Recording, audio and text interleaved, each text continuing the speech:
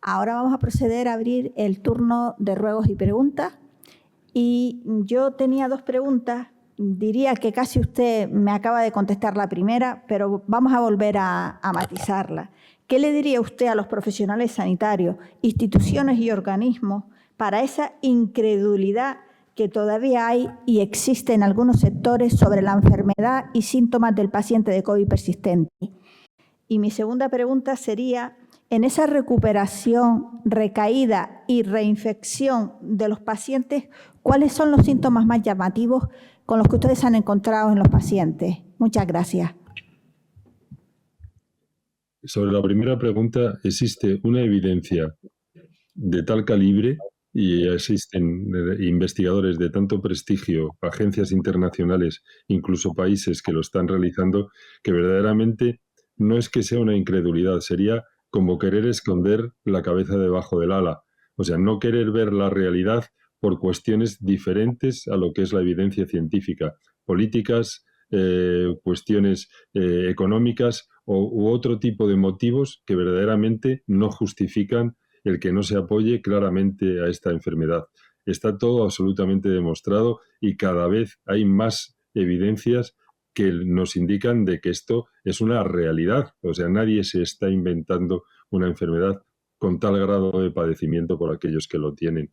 Y eso es necesario que lo admitan. Yo creo que existen a veces criterios diferentes y extrasanitarios los que hacen que no se realicen las actuaciones que deberían de ser necesarias para esta enfermedad. Eso por un lado. Y por eso debemos insistir. No hay que demostrar nada cuando ya está demostrado prácticamente todo. Simplemente es abrir esas cabezas que no están claramente convencidas, hay que abrirlas para esto. Respecto a las coinfecciones que han tenido, si desde mi propia experiencia, desde mi experiencia, suelen ser con el predominio de uno o dos síntomas prioritarios. O bien, si la COVID es una afectación sistémica, cuando ha habido una coinfección entre la segunda o la tercera, había síntomas predominantes, o bien eran sintomatología digestiva más una sintomatología respiratoria, o generalmente sintomatología respiratoria básicamente, que a veces tampoco teníamos muy claro si era una sintomatología nueva de la infección o era un agravamiento de los propios síntomas. Muchos de ellos han sido consecuencia de la Omicron, que a Omicron prácticamente nos ha afectado a todos de alguna u otra manera, aunque hubiésemos tenido antes COVID persistente. No podríamos hacer una diferenciación más que aquella que pudiera tener si en un momento determinado la Omicron tenía menos alteraciones en el olor y en el sabor, o podía ser más importante la disnea o podía ser menos importante. Al menos es en la experiencia que yo tengo, que es una experiencia limitada, pero que era coincidente en los casos de coinfección y que tenían COVID persistente. Sí, perdón, ¿me escucha? No. Sí, estoy escuchando, sí. Hay una pregunta en el chat de una persona que dice, me gustaría que se hablase más de la relación del COVID y COVID persistente con mayor riesgo del desarrollo de enfermedad cardiovascular, cáncer y autoinmunidad. Creo que eso está... hablarlo como respuesta a una pregunta es muy complejo porque tiene una respuesta muy larga, porque hay muchos factores que intervienen en el daño cardíaco y sobre todo en el daño cardiovascular por la enfermedad, la capacidad trombogénica, por el daño directo que se produce sobre el músculo cardíaco y sobre el trastorno derivado de la autoinmunidad y los autoanticuerpos que actúan sobre determinados órganos. Uno de ellos fundamental y sería el cardiovascular. Pero es que estos mismos motivos también pueden afectar a otra patología, como puede ser la patología renal, puede ser la hepática, o puede ser también los alteraciones inmunitarias que nos hacen tener algo que no está demostrado, pero que puede estar en este tipo de pacientes en estudios donde se han hecho con un gran número de ellos, que exista la posibilidad de una relación de incremento de patología tumoral en edades más precoces. Hay un daño directo, hay un daño inmunitario. Ese daño inmunitario de protección para otras infecciones también nos va a alterar la protección para el propio cáncer, y desde luego la afectación de autoanticuerpos para el daño directo o para las posibilidades de que se pueda ver alterada las defensas ante una patología tumoral, aunque es un problema muy complejo y muy difícil de poderlo resumir en pocas palabras. Pero el daño multisistémico y los múltiples factores que afectan pueden contribuir a cualquiera de las tres patologías que citaba la pregunta. Otra pregunta en el chat que dice: lo que no entiendo es que si el riesgo de COVID persistente es alto y en todos los grupos etarios, no hay más énfasis en las medidas de atención primaria. Sí, eso es cierto, es cierto. Hay una minimización de la enfermedad por incluso las autoridades. Tendríamos un ejemplo muy claro cuando la vacunación el pasado año, la vacunación y lo que estamos viendo en de la escasa concienciación de la vacunación. No se le está dando la importancia que tiene la enfermedad y las consecuencias que puede tener.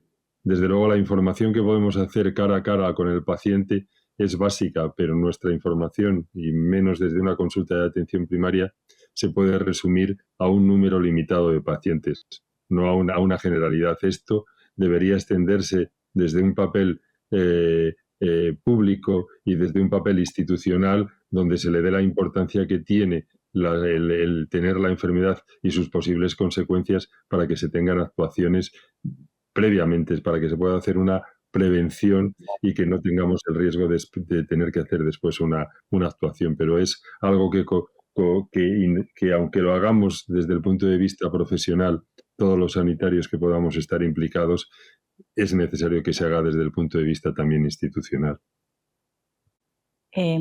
Buenos días. Mi pregunta era para el doctor don Daniel, partiendo de la noche muy completa. En una diapositiva usted decía que la frecuencia cardíaca baja, era más o menos, o algo así leí yo. Aproximadamente caminando, una frecuencia cardíaca baja. No, lo que hablaba en la diapositiva es que el control de la frecuencia cardíaca debe ser esencial a la hora de hacer ejercicio. Exacto. ¿Vale? Y que nunca esté más de 15 o 20 latidos por encima de la normal. O sea, de lo que tú tengas normal. O sea, habitualmente, por eso lo que hablaba lo de los pulsoxímetros, ¿no? El tener controlado. Si tú tienes tienes una frecuencia cardíaca base 70, que intentes cuando hagas te notes que no estés por encima de 100, por ejemplo. ¿Vale? Que esté entre 15 y 20 pulsaciones después del esfuerzo. Vale. Y había otra que tampoco entendí muy bien. ¿El malestar post-esfuerzo siempre es cansancio? No. No, o sea, por ejemplo, en mi caso, el malestar post-esfuerzo es el dolor precordial o dolor de pecho, etc. Exacto. Sí. O sea, que no es solo el cansancio, no puede ser múltiples... No. Y puede ser no cansancio, puede ser otra cosa. Sí, bueno, ya has visto la cantidad de efectos que puede surgir después del esfuerzo. Vale, pues... Gracias. Gracias. Yo tenía dos preguntas también, una para el doctor Daniel López y otra para el doctor Lorenzo Armentero.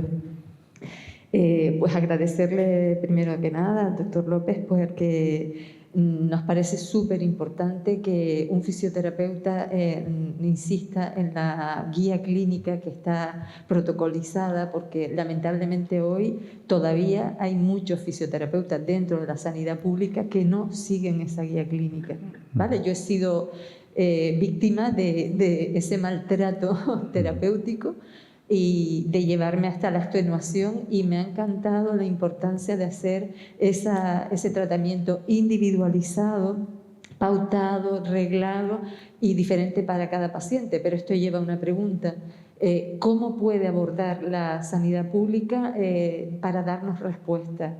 Yo, por ejemplo, que llevo 4 años que sigo teniendo, o 4 años y medio, que sigo teniendo muchas dificultades, ¿tendría que seguir haciendo esa rehabilitación o ya el sistema nos excluye? Teniendo en cuenta también que en nuestra asociación tenemos muchos pacientes que han pasado 2 años y medio sin recibir ni siquiera su primera sesión. O sea, yo la he recibido de forma incorrecta, pero muchos pacientes todavía continúan sin tener acceso a esa rehabilitación.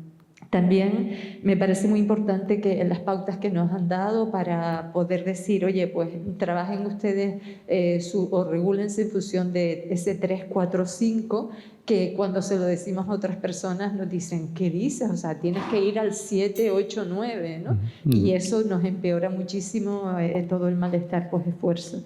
Y me gustaría también preguntar si aquí en el hospital hay, dado que los fisioterapeutas valoran la importancia de la nutrición, y esto también se lo lanzo al doctor Armentero, no tenemos nutricionistas, hay una inflamación que llevamos escuchando toda la mañana y nadie nos da ni una sola pauta en la alimentación, en la nutrición, que podamos abordar esto. O sea, me ha encantado que digas, es importante el tenerlo en cuenta, pero hacerlo así. Y me gustaría también conocer, no sé si me paso con las preguntas, cuál sería ese protocolo mínimo de sesiones que, aunque sea de forma privada, tendríamos que hacer, con qué frecuencia, semanal, bimensual, no sé, trimestral, que los pacientes en función de cómo estamos tendríamos que hacer. Y aprovecho y le lanzo la pregunta al doctor Armentero.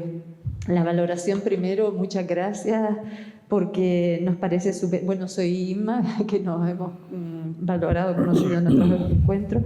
Me ha encantado escuchar que digas que como médicos, igual que nosotros como pacientes, nos sentimos defraudados, desarmados, con un esfuerzo muy alto, porque eso es lo que yo siento en estos momentos. O sea, que todo el esfuerzo que estamos haciendo y sin embargo no tenemos la respuesta de los profesionales de la medicina, a excepción de los presentes, porque es maravilloso que ustedes hayan podido y que nos sigan estimulando para seguir adelante.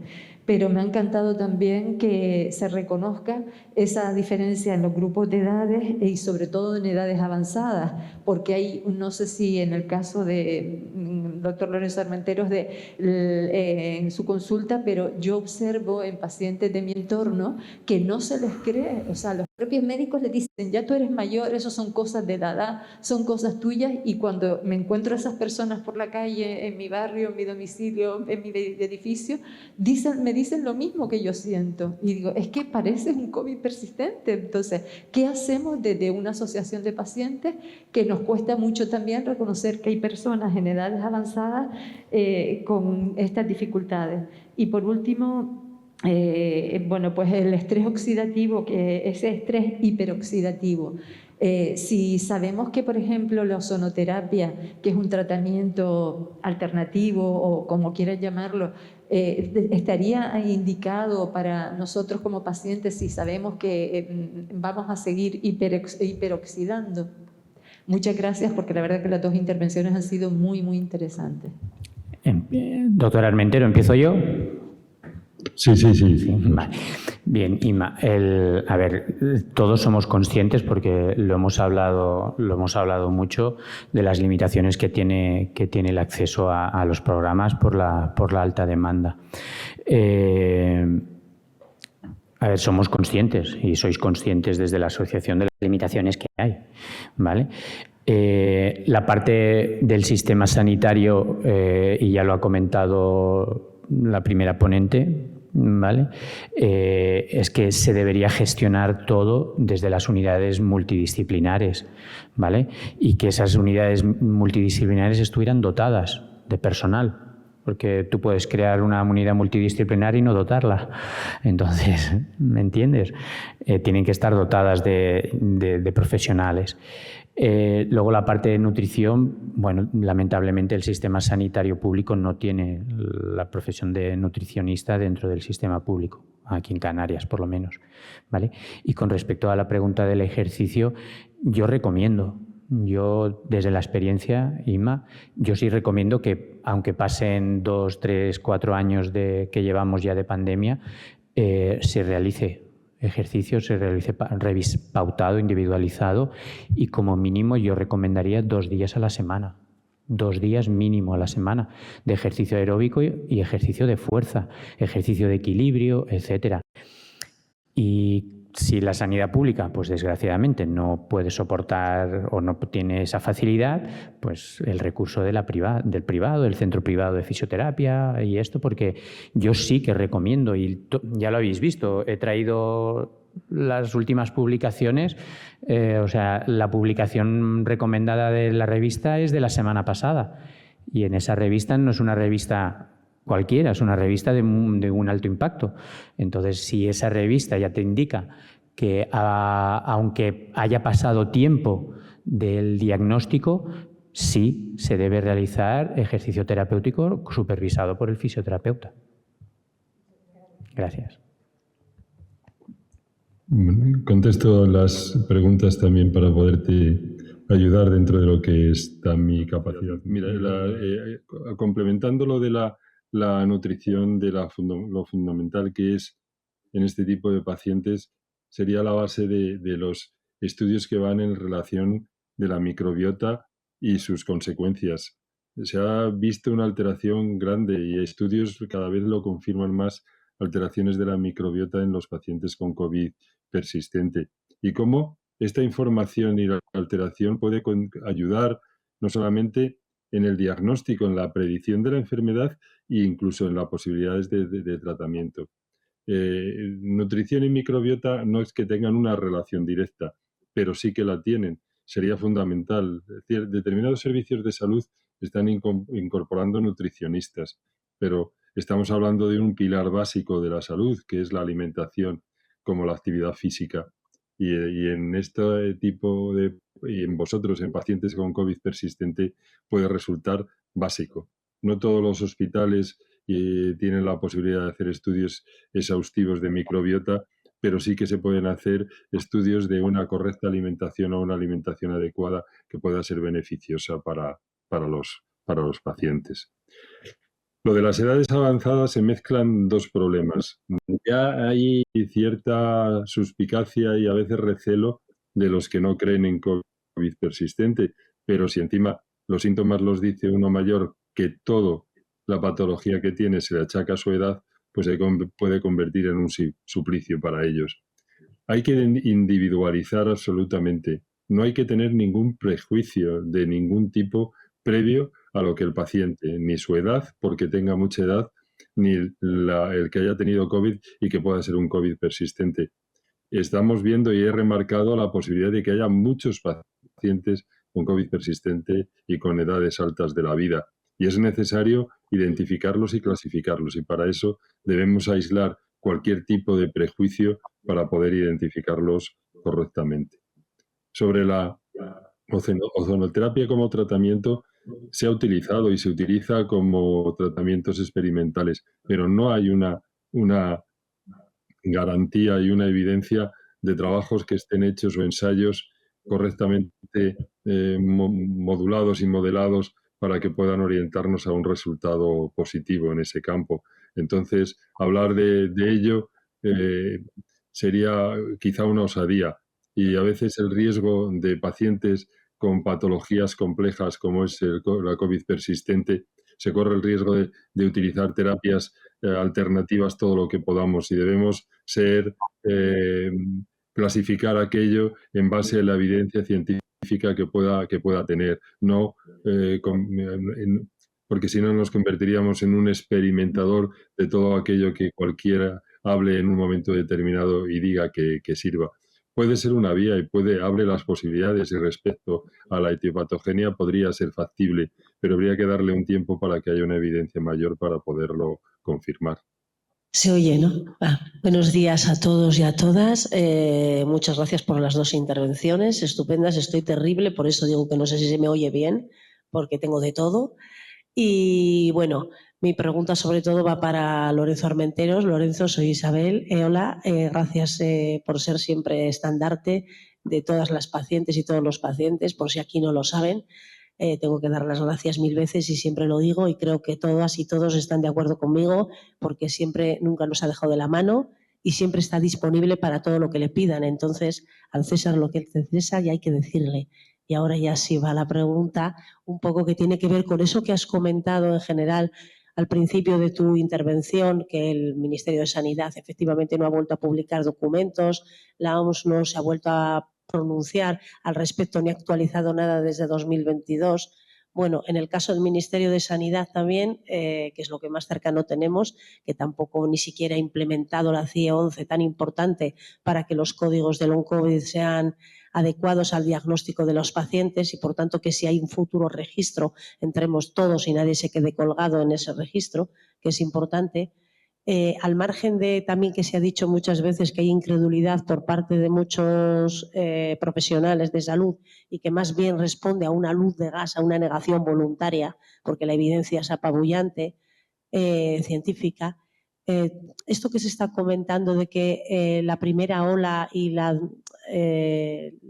variante original de Wuhan fue la que creó más reservorios virales y en relación a esa persistencia viral como una de las mayores causas etiológicas de la enfermedad, ¿puede motivar eso? ¿Qué crees tú el hecho de que, porque como es una de las principales causas, que ahora haya caído la prevalencia de personas enfermas y que por eso también se silencie todo lo que se silencia, puede tener algún tipo de relación? Porque es que es importante buscar soluciones, claro, y ya a nosotros nos hacen falta más esas cosas como enfermos durante más de 4 años y medio que solo el también saber todo lo que carecemos, que es mucho efectivamente, y que eso, pues lo mismo que os desmotiva a los profesionales implicados como tú, nos desmotiva mucho más a los pacientes que tenemos subidas y bajadas.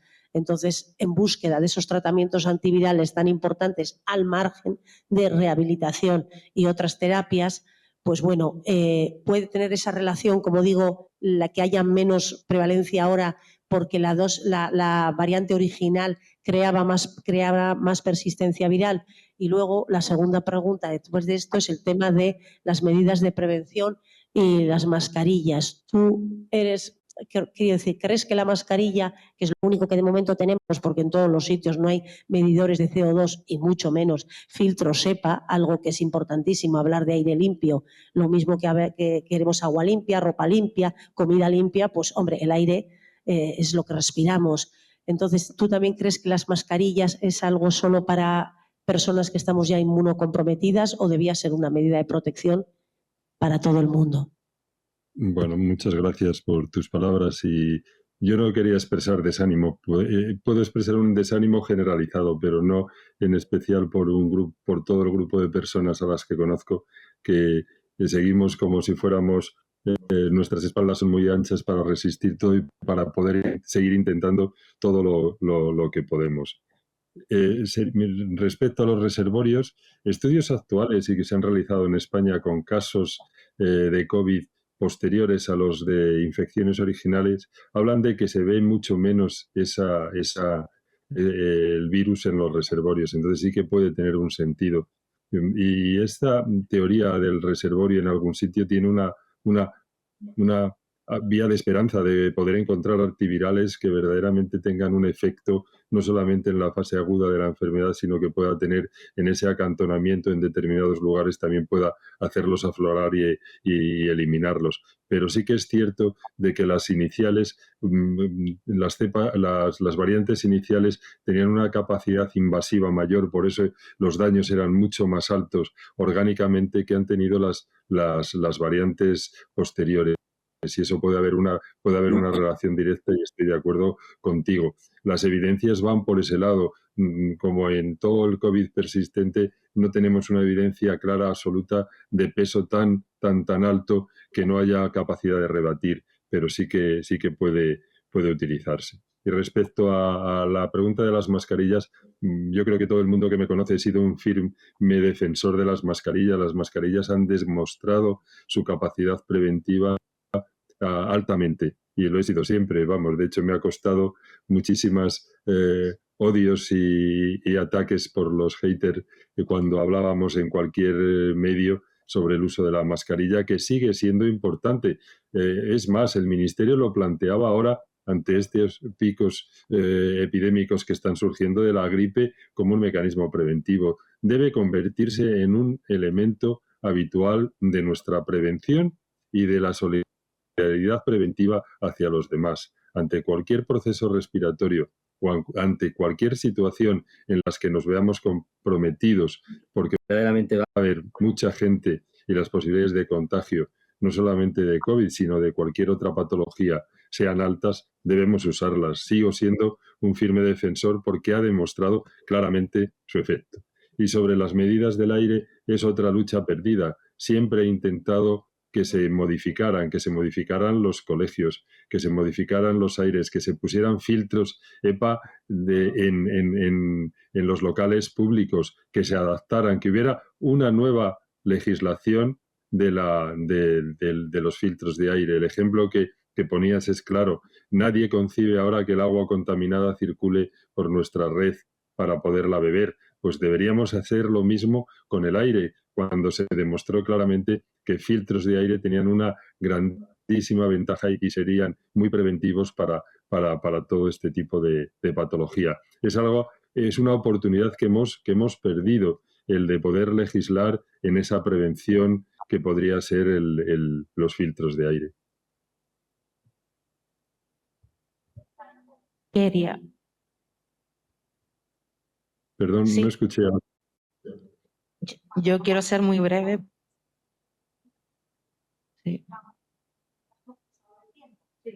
Sí, yo quiero ser muy breve. Mis dos preguntas son, o sea, una para Daniel López y otra para el doctor Lorenzo. Pero bueno, para no quitar mucho tiempo, la pregunta para Daniel es si el ejercicio terapéutico, o sea, fraccionado, puede ser para evitar la fatiga, puede ser una propuesta interesante para esa Absolutamente. fatiga. Las píldoras, bueno, ya está muy, muy evidenciado que el hecho de las píldoras que se le llama, que es a lo que tú te refieres, las píldoras cortas, son igual de factibles beneficiosamente hablando que hacer ejercicio extenuante. Pero yo lo que quiero, el mensaje que os llevéis a casa, es sobre todo el control el control post-esfuerzo, ¿vale? O sea, por eso es importante estar monitorizado, por eso es importante que sea individualizado y por eso es importante estar en manos de profesionales, ¿vale? Porque, y cogiendo un poco el hilo que antes Inma comentaba, falta formación en muchos profesionales del abordaje del COVID persistente. Entonces, hay el concepto de que contra más, mejor, ¿no? Una píldora, levantarse y sentarse cada hora de una silla 5 repeticiones es suficiente en muchas ocasiones. Vale, muchas gracias.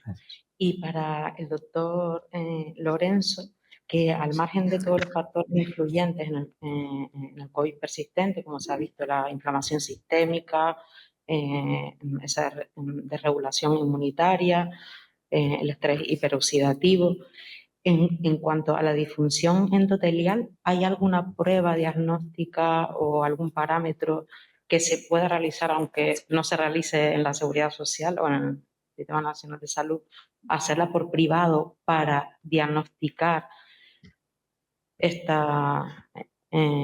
factor? La verdad es que no existen pruebas preventivas, sí pruebas de sus consecuencias.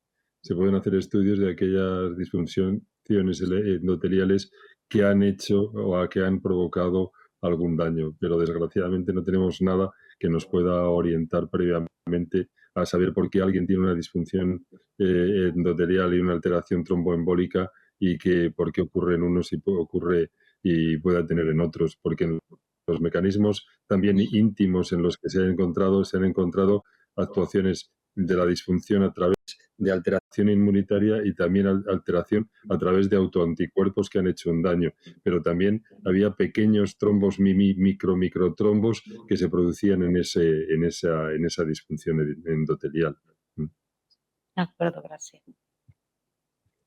Mire, yo tengo que pedirles disculpas porque me parece que la parte más interesante es la parte de diálogo, pero yo tengo que seguir ahora con mi consulta, que trabajo por la tarde y entonces no tengo más tiempo.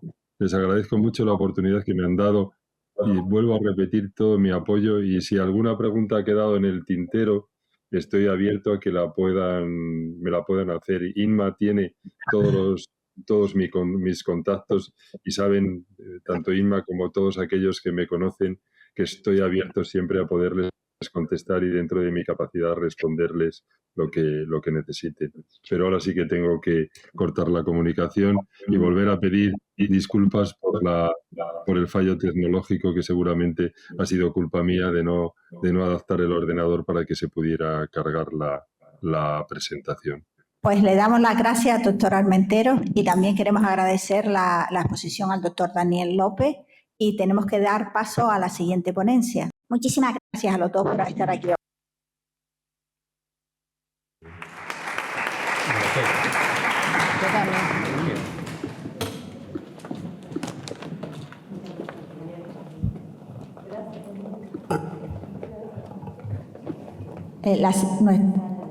¿En la otra sala?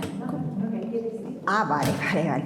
En la otra sala anexa a este auditorio está ahora mismo la compañera de nuestra asociación, Pilar del Águila Suárez, con dos abogadas, Carmen Rosa Lorenzo de Armas y Fanny Barreto, abogadas laboralistas, a las cuales cualquiera de ustedes que estén en esta sala pueden pasar y escuchar su exposición y hacer todas las preguntas que tengan relacionadas con el tema de las bajas por COVID o las incapacidades.